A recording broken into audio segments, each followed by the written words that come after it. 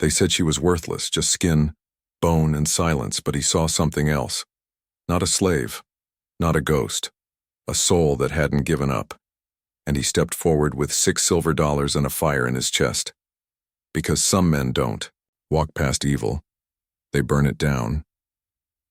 The ghost on the block. Late autumn winds swept grit through the bones of the border town, hissing between cracked buildings and stirring up the stink of whiskey, sweat, and last night's tobacco.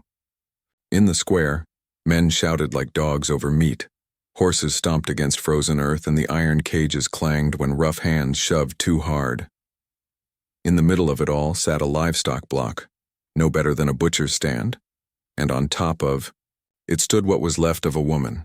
She had no name here, no voice, no worth, bare feet on splintered boards, skin bruised and half covered by a torn deerskin dress, eyes hidden behind lashes that didn't dare look up. The last Apache woman. Or so they said. Naya stood like a ghost, hollowed by hunger, beaten by men who treated her worse than cattle. Her ribs showed when she breathed. Rope burns flared angry red around her wrists.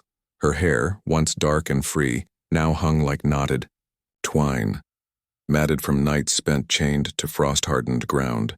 Still, she didn't flinch when a man spit near her feet. Didn't move when they called her savage, dirty, useless. She had learned. Movement invited pain. Stillness was survival. Across the square, a man stepped off his horse with a grunt. He moved slow, not from age, but from pain. A cavalry, wound, deep in the shoulder, never healed right. Silas Holt. The scar on his jaw ran like a jagged river down to his collar. The kind that made folks shut up real fast or cross the street altogether. He came for feed and supplies, not salvation. He hated towns, hated talk, hated people who smiled too wide. But then he heard it, a sharp laugh, the kind of laugh that always came right before cruelty.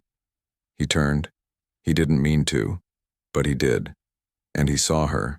The auctioneer Fletcher yanked her arm like she was mule, stuck. A drunk named Mace, mud on his boots, rot in his grin, threw out a bid. $3. The crowd chuckled. She was barely worth that much. Silas's jaw clenched. There were things in this world a man could walk past, and things he couldn't. Before he knew it, his voice was cutting through the filth in the air. 6.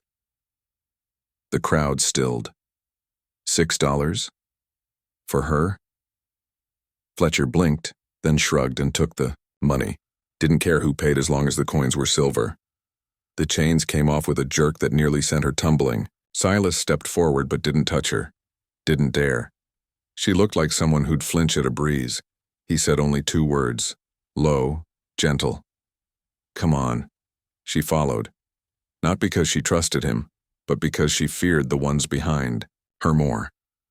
They walked in silence, boots on dirt. He led her behind the feed store to the horse trough. The water was cold and clean. He filled a tin cup and held it out. She didn't move, didn't breathe. Then fast as lightning, she grabbed it and drank too hard. Coughed, spilled it down her chin. He filled it again without a word. She drank slower this time. He turned to his saddlebag, pulled out a heavy wool blanket, the one he used on nights so cold they made you pray. He draped it over her shoulders, careful, slow. She closed her eyes, and for the first time, warmth didn't mean pain. It meant maybe, just maybe, something different.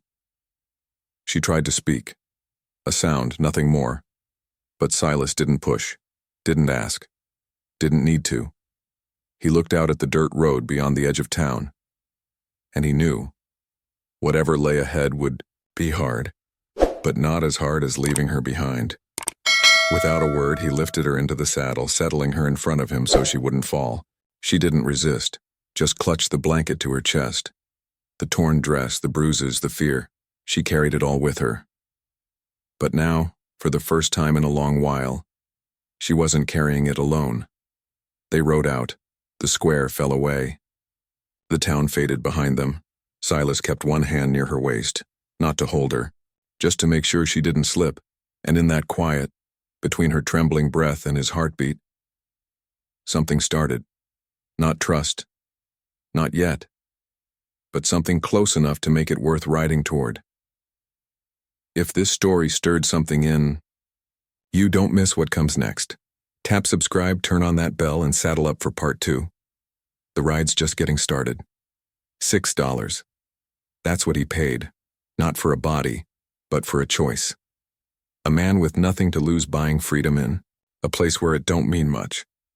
But sometimes $6 is the loudest shot fired in a town that's long stopped listening to right and wrong. The $6 soul. The crowd didn't cheer, didn't blink, just stared like the show was over. And maybe it was. Silas Holt stood, still as stone, $6 lighter, the dust of the auction square swirling around his boots. Mace, the drunk who'd thrown his hat in at 3, let out a slurred curse and spat tobacco between his boots. Fletcher pocketed the coins with a greasy smirk, looking at Naya like she was just a bundle of meat finally off his hands. Yours, now, he said. Silas didn't answer. He didn't believe in taking ownership of people. Never had. Didn't believe in chains either. Not the iron kind, or the ones that wrap quiet around your heart when you've lost more than you can carry. He'd seen those chains. Worn some of them himself. Naya didn't move, didn't lift her eyes. She stood like she was still shackled, her spirit not yet convinced the sale was anything more than a trick. So Silas did the only thing that made sense. He gave her space. And time. He didn't reach for her, just stepped to the side and said low, "Let's go." 2 words, like a bridge built from nothing but silence and a man's promise not to be like the rest. She followed. Behind them, the market buzzed back to life.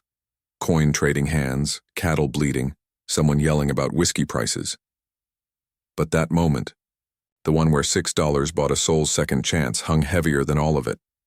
They walked slow, her steps unsure. She nearly stumbled when the chains were yanked off, but she steadied herself before he could reach. That told Silas plenty. Behind, the feed store, he filled a tin cup with cold water and held it out. Naya hesitated, eyes flicking between the cup and his face like she expected him to laugh or slap it out of her hands. Then, like lightning, she grabbed it and drank. Too fast. She gagged, coughed. Water ran down her chin. Silas just refilled the cup and held it out again. No words, no judgment. She drank slower this time. He pulled a heavy wool blanket from his saddle, one that had seen 100 hard nights under 1,000 silent stars, and draped it across her shoulders. She flinched at first, but didn't move away. Didn't thank him either. She didn't need to. The silence between them said more than any prayer ever could. Her hands gripped the edges of the blanket like it was the last thing keeping her from unraveling. The deerskin dress clung loose to her body, ripped at the shoulder, torn at the hem. Cold wind cut through it like a blade. Still she stood straight. Still she didn't ask for anything. Silas didn't ask her name. Didn't offer his. Names were for later. After the fear settled, after the fire was lit. After the world outside didn't feel so sharp. He helped her into the saddle, gently, wordlessly, then swung up behind her, one arm steady near her waist. Not holding, just making sure she wouldn't fall. They rode out of town slow. The noise behind them faded, replaced by the crunch of hooves on dirt, the rustle of dry grass, and the faint whistle of a wind that knew too many secrets. Naya clutched the blanket tighter across her chest. She looked ahead, but didn't see the land. She saw memories, chains, fire, smoke, and maybe, just maybe, something else. Silas rode silent. His mind was a battlefield, not of doubts, but of ghosts. He'd buried too many faces in too many towns, brothers, friends, innocents caught between rifles and orders. $6 was nothing compared to that, but $6 was also everything. It was the first time in years he'd stepped into something not for survival, but because it was right. As the sun dipped lower, he adjusted his coat, shielding her from the wind without saying a word. She didn't thank him, didn't need to. The trust was being built, Not with speeches, but with the quiet kind of care that speaks louder than a sheriff's oath. The horizon burned orange as night crawled over the prairie. In that fading light, a woman who'd lost everything and a man who thought he had nothing rode together, not toward salvation, but maybe something close enough. A man don't gotta raise his voice to change someone's life. And sometimes, it ain't bullets or fists that break the chain. It's water from a tin cup, a blanket, a place to sit by the fire where no one's watching you like you owe 'em something. In this world, kindness is the rarest kind of rebellion. They rode until the land stopped smelling like men, until the wind carried nothing but dry grass and evening cold. By the time the sun sank behind the hills, Naya was half asleep in the saddle. Not from trust, but from sheer bone-deep exhaustion. Silas slowed the horse, letting it ease its gait. As the shape of his ranch took form ahead, split-rail fence leaning from too many winters, a weather-worn barn, and a single-room cabin standing like it refused to give up. He swung down first. His bad shoulder barked in protest, but he grit his teeth and held steady. Then, without a word, he offered her his hand. She didn't take it right away. Didn't look at him. But after a beat, her fingers touched his, just long enough to steady herself before she pulled away like she'd touched a hot stove. He didn't take it personal. Inside the cabin was plain. One bed, 2 chairs, a stove that still held some heat from earlier, and a table scrubbed clean out of habit, not pride. Silas pointed to the chair closest to the stove. She didn't move. Not at first. Her eyes flicked from the chair to him, waiting. For permission, for punishment, for whatever came next. He gave a small nod. Slowly, she lowered herself down like someone still unsure if the floor might open and swallow her whole. He lit the lamp with a match. The glow pushed back just enough shadow to make the room feel real again. She sat stiff as a fence post, her hands clutching the wool blanket, her body so tense it looked like even rest might hurt. Her ribs still visible beneath the torn dress, her skin bruised at the collarbone, and her eyes hollow, like she was used to waking up in cages. Silas ladled beans into a tin bowl and set a square of cornbread beside it, the piece he'd saved, for his own supper. He placed it in front of her and backed away, arms crossed, leaning against the far counter. She didn't touch it, didn't even blink, just stared at the food like it might disappear if she breathed wrong. When it didn't, she reached out slow. 1 bite, then 2, then 3.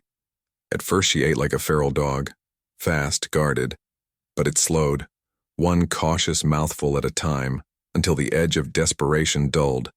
She set the spoon down quiet, like noise might cost her something. "There's more," Silas said, already moving to refill her bowl. He didn't wait for a thank you.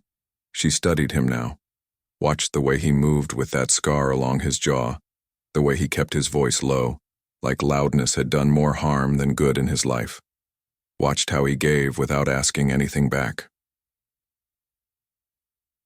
When she finished, she sat back slowly, still clutching the blanket to her chest where the neckline of her dress had torn low. Silas noticed. He moved quiet to the trunk at the end of the bed, pulled out a clean, soft shirt, old canvas worn thin with age, and laid it on the bed. Then he turned toward the door. "You can change," he said, voice calm. "I'll check the barn." That was it. No leering, no threat, no, "You owe me." He stepped outside and shut the door soft behind him. Naya didn't move right away. Then she did. She stood and let the blanket fall enough to reach for the shirt. It smelled like wood smoke and winter soap, strange and painfully human.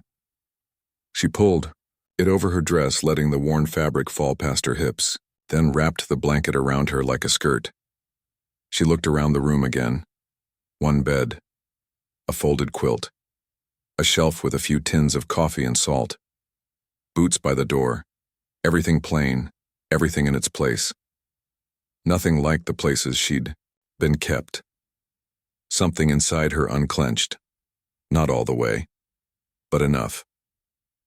When Silas returned, he took one look and knew she was warmer, cleaner, still watchful, but no longer braced for a strike. He dropped another log in the stove. The fire flared, steady and golden. "You take the bed," he said, voice even. "I'll sleep by the door." Her eyes widened. She shook her head, confused, maybe scared. But he wasn't asking.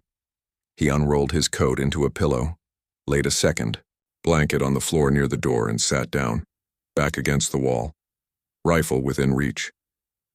She watched him, watched how he made himself small, silent, safe. Then, in a voice rough from disuse, she whispered, "Why?" Silas didn't turn, just stared into the fire. "Because," he said, "nobody deserves chains. Out here, fire's more than warmth. It's proof you're still alive. A chair by the stove, a clean shirt, a man who says nothing but sees everything. Sometimes the first night under a real roof tells you more about a man than 100 loud promises ever could. Tonight, that cabin might not feel like home, but it ain't the cages either." The ride back to the ranch took longer than it should have, not because of distance, but because Silas slowed the horse to match the pace of a girl who barely had the strength to stay upright.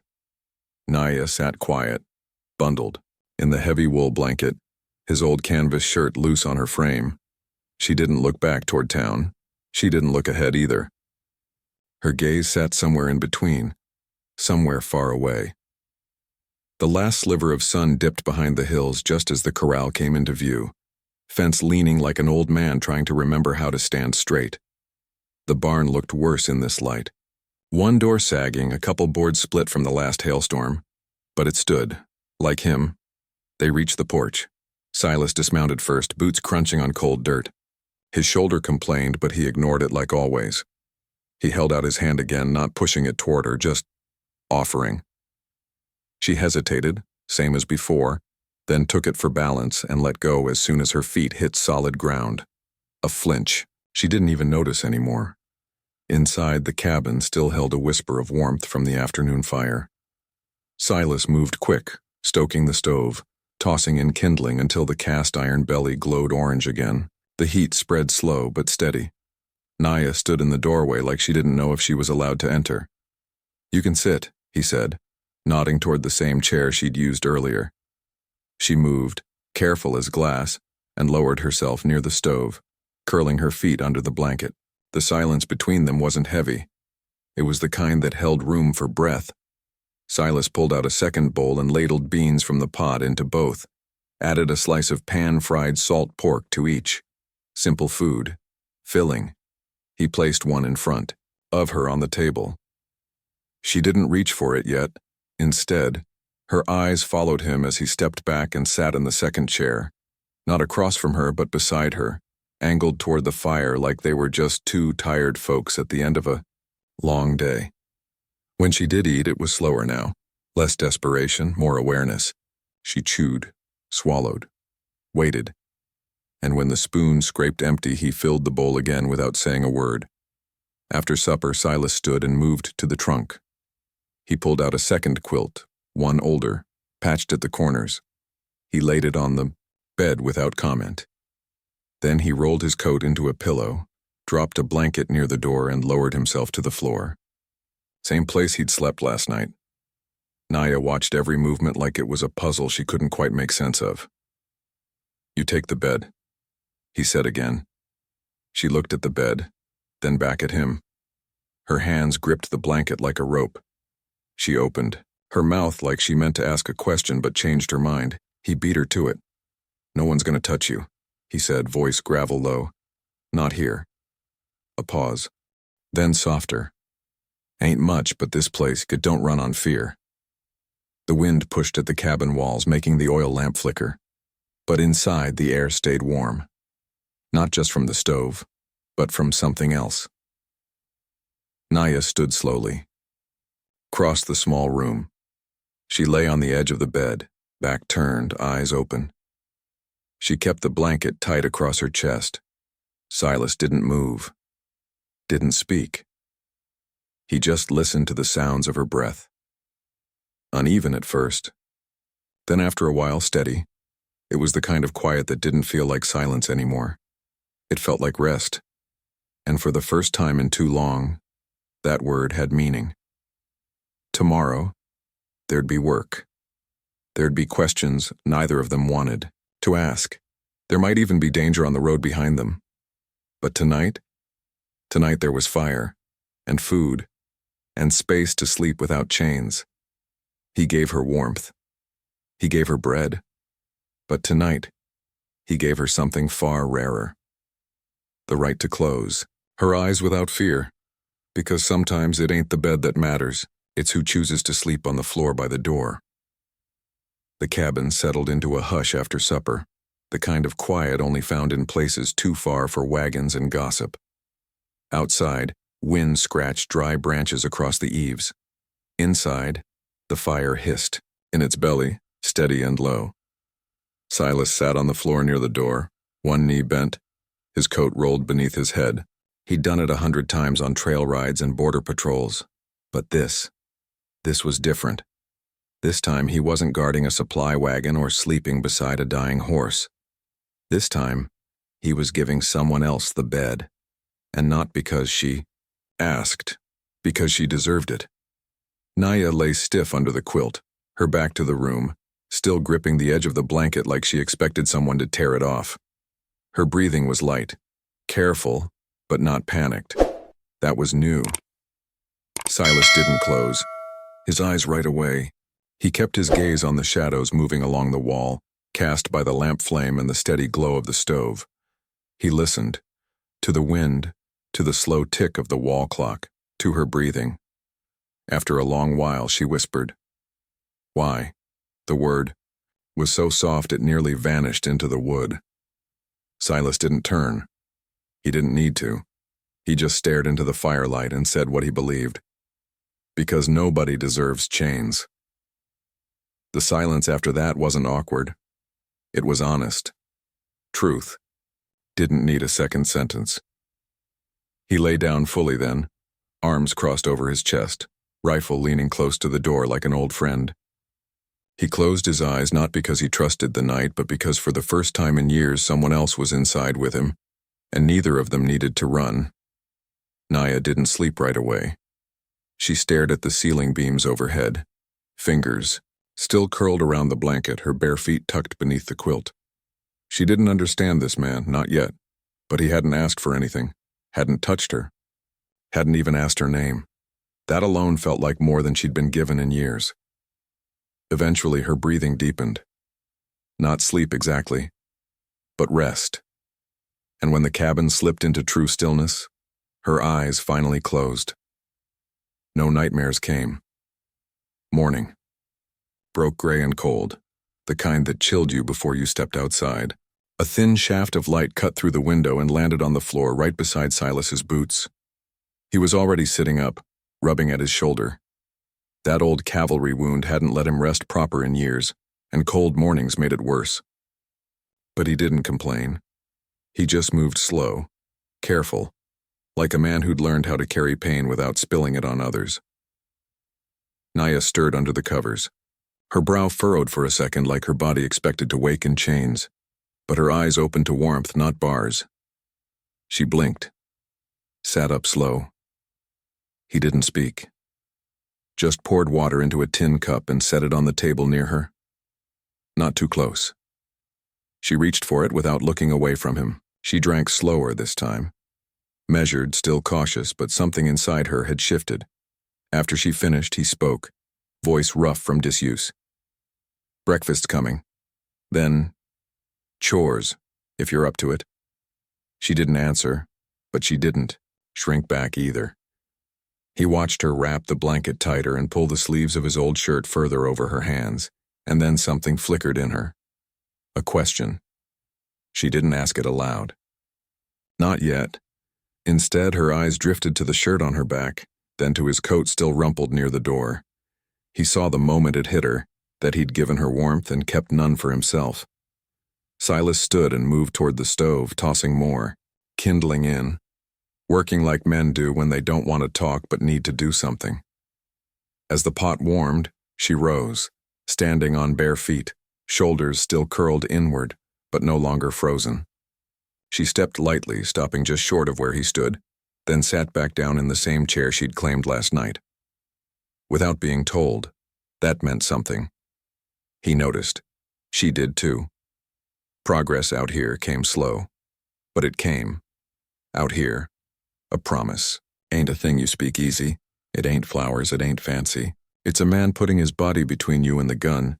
It's 2 words said low that change how a woman breathes. But fear don't vanish in one night, and some ghosts come with wheels and dust behind them. The morning light came soft, filtered, through a fog of ash-gray clouds that promised cold but held their rain. For now, Silas was already up. He moved slow through the cabin, every motion careful not to wake her, though she stirred anyway.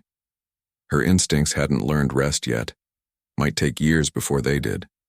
He handed her the coat from the wall peg. Still cold, he muttered. Storms hung back, but it's thinking about coming. She took the coat with both hands, slipping into it like it might vanish if she moved too fast. Then sat near the stove, her feet curled under her, as he dished up the last of the beans and poured 2 cups of black coffee so strong it had scraped the rust off a nail. She drank it slow, wincing at the bitterness. He noticed. Didn't apologize. Strong keeps the bones warm. She gave a faint nod. After they ate, he rose and grabbed his hat from the nail by the door. Got fence to check, he said, and feed to scatter. Then he paused, looked at her like he was weighing something bigger than just work. You don't owe me labor, he said finally. Or thanks. Or nothing. She blinked, waited. But if you want to stay, he added, you're not owned. You don't answer to me.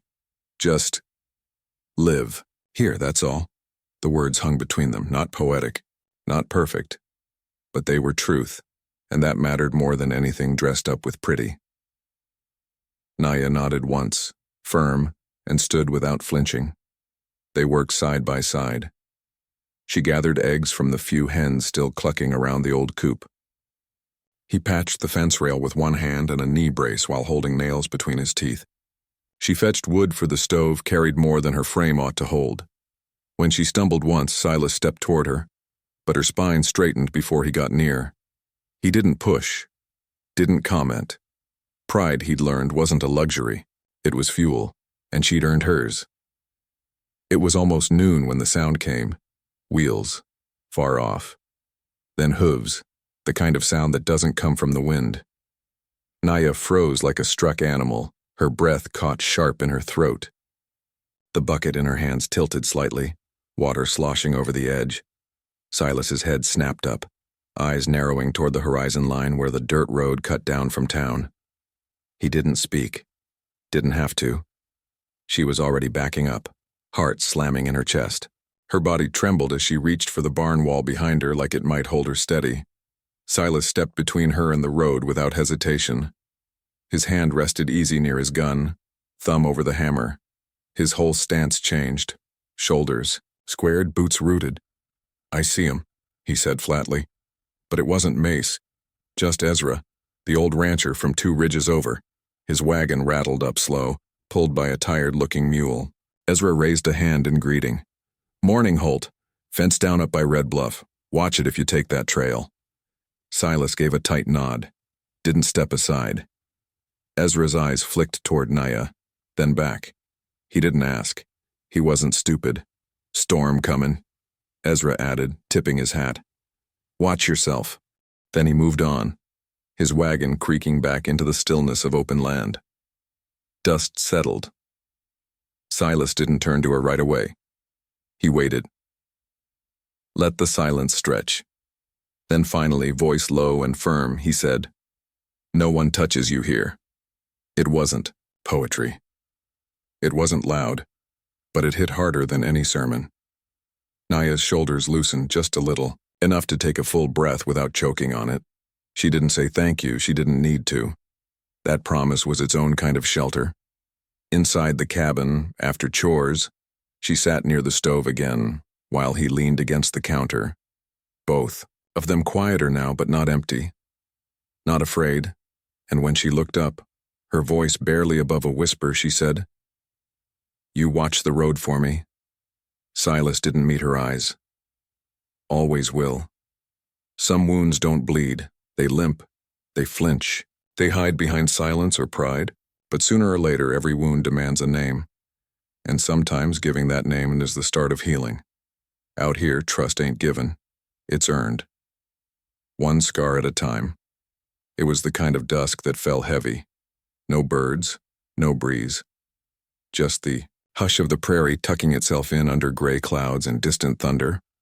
Silas sat on the porch rail, one boot planted on the top step, his shoulder hunched like always when the ache set in.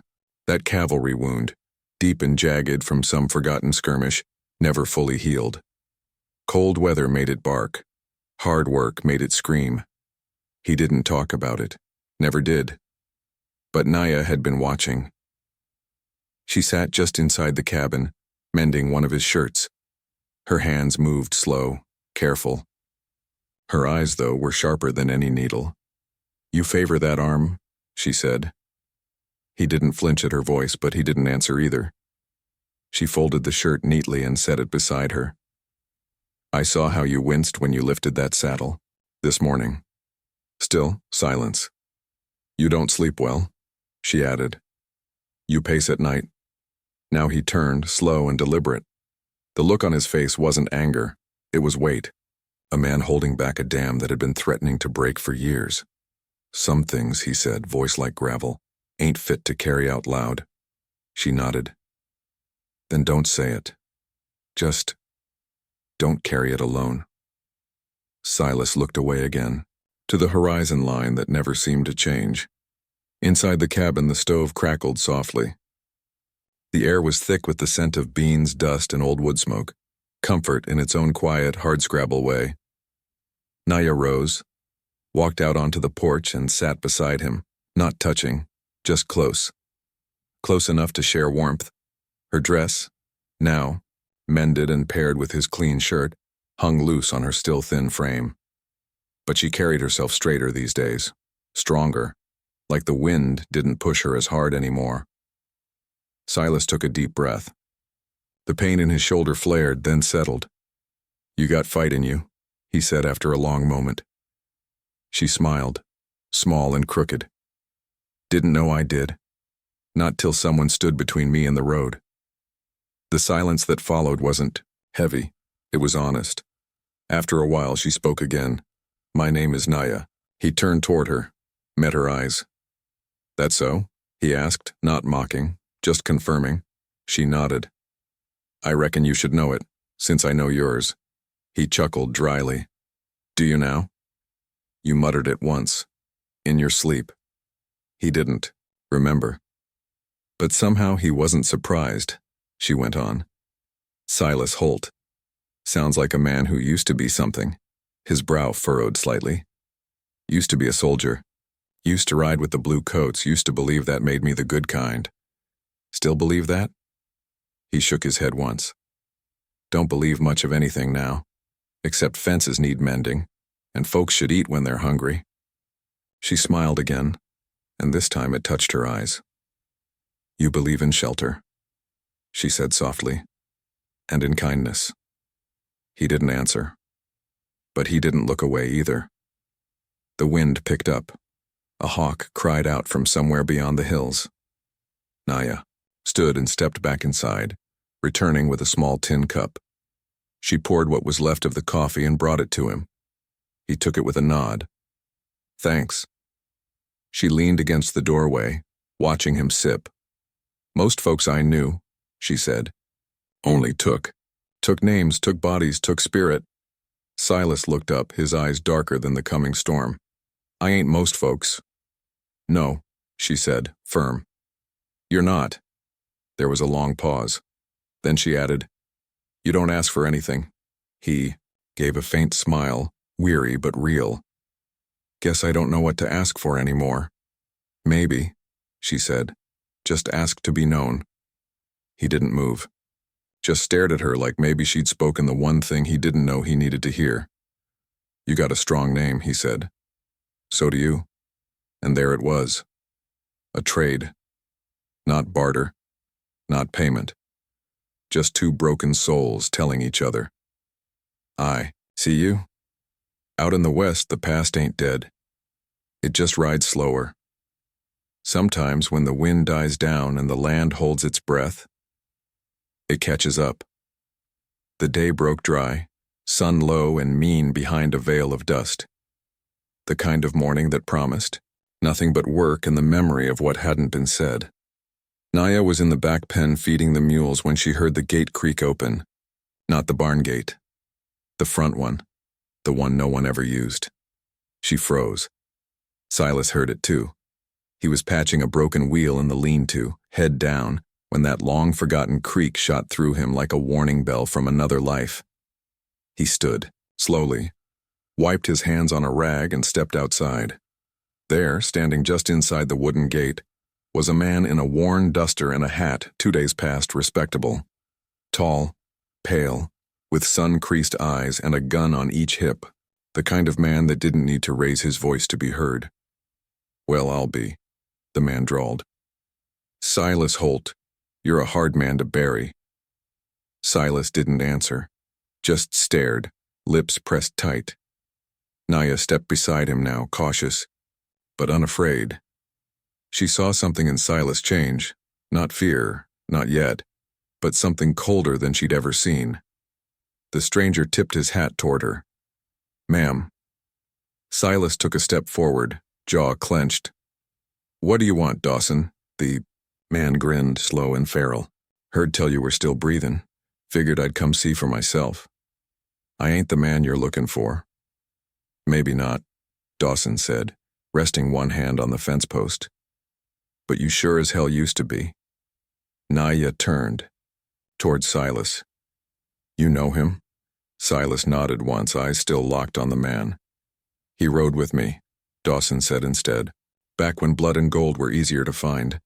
Silas's voice came low, "And when betrayal was cheap." Dawson's smile never wavered. "We all made choices, Holt. Some of us stuck to them." "I buried those choices," Silas said. "Along with the badge you burned." The air tightened. Naya stepped closer. "Silas." But he didn't move. His boots were planted deep like roots, and his hands had curled into fists without him realizing. "I didn't come for a fight," Dawson said. "Just came to say hello, and maybe offer you one last ride." Silas shook his head. "Ain't no ride worth taking with the likes of you." Dawson's gaze dropped for a moment. "Shame. There's trouble coming, real trouble, and you know I don't bluff." Silas laughed bitterly. "No, you just lie with style." The wind kicked up then, swirling dust around them. A hawk screamed overhead. Dawson turned, walking back through the gate as easy as he'd come. But before he mounted his horse, he called, over his shoulder, "You got 3 days, Holt. After that, trouble'll find you, whether you're ready or not." Then he was gone, hoofbeats fading like a ghost slipping back into legend. That night, silence wrapped the cabin like an old quilt, full of worn-out patches. Naya stood by the window, arms crossed, staring into the dark. "You gonna tell me who he was?" Silas sat at the table, nursing a cup of whiskey. "Used to be my partner, back when I rode for justice, or what I thought was justice." "Did you do bad things?" He looked up at her, eyes full of something heavier than guilt. "I let bad things happen. Sometimes that's worse." She walked over, sat across from him. "Why'd he come back?" "To collect a debt, one I never signed for." Naya leaned in. "Do you still owe him?" Silas hesitated. "Not him, but maybe I owe myself." The wind howled outside. The past had come knocking, and this time it wasn't just memory. It had a name, a face, and a score to settle. 3 days. That's what Dawson gave him. And out in the West, 3 days ain't much time, barely enough to bury a man proper, let alone outrun the ghost he'd been dodging for years. The sun came up mean on the second day, crawling over the hills like it was looking for a fight. Silas stood by the old water pump, hands raw from the handle, eyes distant as canyon shadows. Behind him, Naya watched from the porch, clutching the shawl that once belonged to her mother. There was a silence between them now, not the kind that breaks things, but the kind that binds people too stubborn to speak first. "You ain't slept," she finally said. He didn't answer, just kept pumping, Water splashed into the bucket cold and clear while the weight of decisions hung heavier than any saddle. "I seen the way you looked at him," she said softly. "That man. Dawson. He's part of your blood trail." Silas paused, wiped his face with a dirty sleeve. "He's what I used to be, Naya. Or what I almost became. And now?" He turned to face her. "Now I'm what's left." Naya stepped off the porch. Her boots crunched gravel as she moved closer. "Silas, if he's coming back, if what he said was true, he always tells the truth." Silas cut in. "Just never the whole of it." She looked up at him fierce now. "Then tell me the whole of it." He drew a breath so deep it looked like it hurt to carry. "Years ago," he began, "me and Dawson rode for a judge out of El Paso. Weren't official, just bounty men with badges painted silver. They sent us after killers, rustlers, deserters. We got good at finding men and even better at putting them in the ground." Naya's jaw clenched. "So what happened?" "One day we caught a man, Apache, like your folks. Said he stole horses from a mining camp. Dawson wanted to string him up right there, but the man had a daughter, just a kid. He begged us to let him speak with her one last time. I said yes. Dawson said no." Silas looked away. "I drew on him, told him to back down, he did. But that night he killed them both. Called it mercy. I called it murder. I put a bullet in his shoulder and left him in the desert." Naya stood, silent, the wind lifting strands of her dark hair. Her eyes didn't flinch. "You did the right thing," she said. Silas shook his head. "Then why do I still see that little girl in my sleep?" She didn't have an answer, just stepped closer and put her hand on his. "You ain't that man no more, Silas, and you ain't alone." The third day came with clouds. Thick, low, and grumbling like the Lord himself was about to speak. By noon, the town of Whetstone buzzed with talk. Folks knew something was coming, they always do. Farmers rode in early, storefronts closed early. Mothers pulled their kids inside and bolted windows that hadn't been touched since the war. Silas rode in slow, Dusty's hooves silent on the packed dirt road. He wore his old hat now, the brim worn from another life, and the colt on his hip felt heavier than it used to. Waiting by the well near the church stood Dawson, cool, calm, arms crossed like he owned the very ground. "I figured you'd run," Dawson said as Silas dismounted. "I figured you'd be dead by now, Silas," replied Dawson chuckled. "Hell's been trying, but I ain't done sinning yet." Silas stepped forward, hand loose by his side. "This ends here." "You sure?" "One shot ends it, or one lie." "You already burned that bridge, Dawson." They circled like wolves now, slow and careful. No crowd, just silence and sky. "You think this is about that Indian girl?" Dawson sneered. "You think guilt makes you noble?" "No," Silas said, "but it damn sure keeps me human." Dawson went for his gun. So did Silas. 2 shots cracked through the silence. Then nothing but the sound of Dusty stomping the dirt. Dawson staggered back, clutching his chest. Silas dropped to one knee, his arm bleeding but eyes steady. Dawson fell, dead before his head hit the dust. Back at the ranch, Naya saw Dusty ride in with blood on the saddle and Silas barely holding on. She ran to him, heart pounding, voice thick. "You didn't run." "Never planned to," he said, breath shallow. "Wasn't about revenge, Naya. Just finishing the page." As she helped him down, Silas smiled faintly. Funny thing about ghosts, once you face them, they tend to fade. And as the sun broke through the clouds behind them, for the first time in a long while, Silas Holt looked like a man free. The rain came that night, not the kind that sweeps, in loud and raging, but a steady, mournful drizzle that softened the land and soaked through every pore of Whetstone. It was the kind of rain that seemed to apologize for being too late. Silas Holt sat alone beneath the porch awning, wrapped in a wool blanket, his arms stiff and bandaged, his breath thin but steady. A chipped mug of black coffee sat untouched, beside him steam curling upward and vanishing like ghosts with no more fight in them. Naya stepped out quiet, barefoot on the creaking wood. She didn't say a word, just lowered herself beside him, knees pulled to her chest, the silence between them more sacred now than any preacher's sermon. They listened to the rain. For the first time in a long while, Silas didn't flinch at the sound. "You stayin'?" she asked finally, eyes never leaving the muddy fields beyond. "I reckon I might," he said. "Forever?" He smiled faintly. "I ain't got forever, Naya, but I got today. Maybe tomorrow, if I'm lucky." She didn't press him.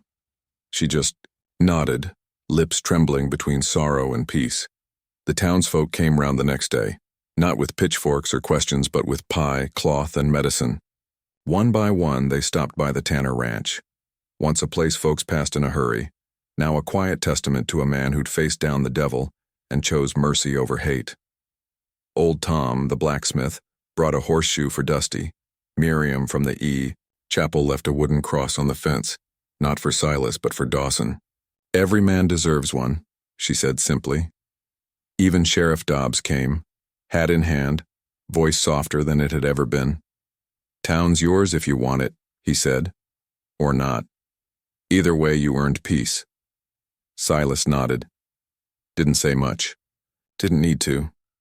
That evening he walked alone to the ridge behind the house where the sky stretched wide like a promise.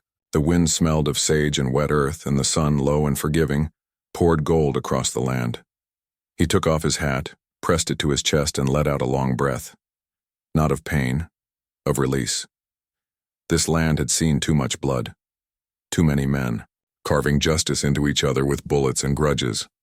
But Silas Holt, he'd survived something fiercer, his own damnation, and come out the other side. Changed. Maybe even whole. Back at the house, Naya lit the lamp. The little Apache girl, Elita, they called her now, played with a whittled horse figurine Silas had carved from pine. "You think he'll ever tell her?" Naya whispered. "Takes time to tell truths that deep," her father, old Coda, answered. "But she'll know, in the way he looks at her, the way he listens. Children always know who's fighting for 'em." They stood in silence as Elita giggled, chasing shadows with a stick. As night crept in, Silas returned to the porch where the rocking chair waited. He sat slow, every joint aching with years, but every ache now had a home. Asha joined him soon after, no words exchanged. Just two souls watching stars blink into existence over the ridgeline, like God himself was hanging lanterns for those still walking in the dark. She reached out. He took her hand, and for the first time since the war, since the blood, since the trails and bounties and broken oaths, Silas Holt felt like a man, not a weapon. They say the West don't remember men like Silas, but maybe that's the point. Maybe it's not about being remembered. Maybe it's about leaving something behind that don't need your name on it. A quiet girl with a future, a town with one less monster, a sunset watched with peace in your chest. Maybe that's enough. Maybe that's all a man's ever owed. What would you have done if your past came knocking like a ghost with your face? If Silas Holt's journey stirred something in you, don't write off just yet. Subscribe for more tales of redemption, grit, and heart straight from the soul of the American frontier.